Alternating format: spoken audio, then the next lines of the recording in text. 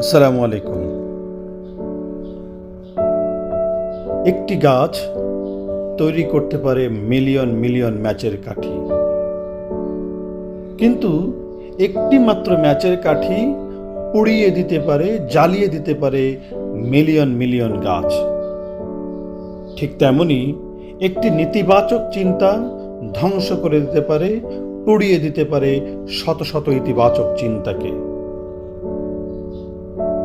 আমরা প্রতিদিন স্বপ্ন দেখি, আমরা আশা করি, আমরা আত্মবিশ্বাসে ভরি নিজেদের মনকে, কিন্তু যখনই সেই মনেই ঢুকে পড়ে একটি সন্দেহ, একটি সংশয়, একটি ভয়, আমি মনে হয় পারবো না, আর ঠিক তখনই নিমিষেই ছাই হয়ে যায় সব কিছুই।